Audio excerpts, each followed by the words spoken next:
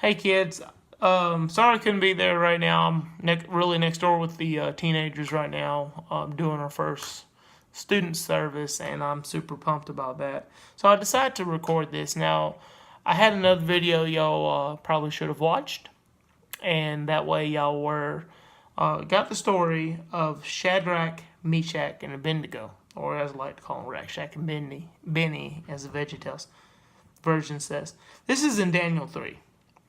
And this happened a few years after Josiah's death. Josiah was that young king who ruled and turned the king of Judah towards God. But after he died, the people kind of went away from that. They kind of turned away from the Lord. And God allowed Nebuchadnezzar, the king of Babylon, to defeat Judah.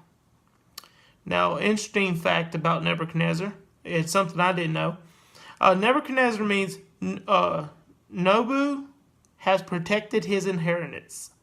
Nabu has protected his inheritance. That's what Nebuchadnezzar means. Now, Nabu was another god. So Nebuchadnezzar was really named after a god and asking that he protect his inheritance. So let's talk about Daniel a little bit. Daniel was mentioned in this story. He was the only exception because of it interpreted in a dream. So before the fiery furnace deal, Daniel was also offered meat, and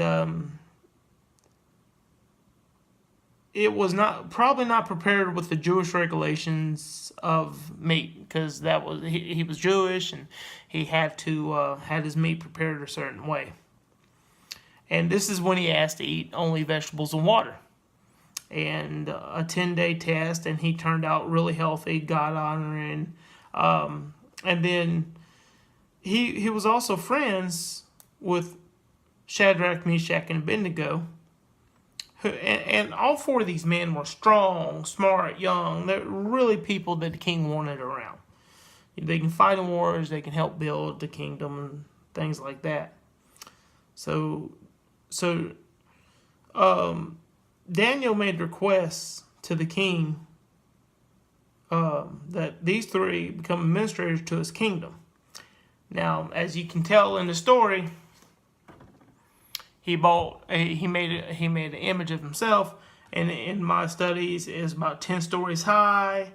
So it's a big image of King Nebuchadnezzar.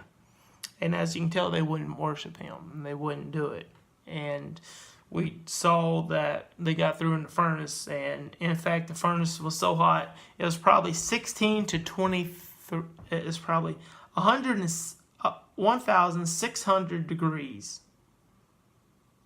And that's the light in, to 2,300 degrees.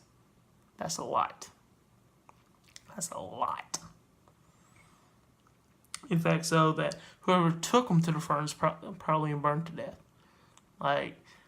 And we saw what happened in the story. We saw what happened. God was in there with them. God was in there with them. God was there to help and protect those three men. And we see what happened to Nebuchadnezzar after that. So this story was in Daniel 3. Daniel's friends were safe from the fiery furnace. God is good. Hey, listen. Even you, Bryson. Listen to everybody in there. All right? Listen to those adults, okay? All right? They're in charge. All right? Be good, please. All right? Appreciate y'all. Thank y'all. See y'all later.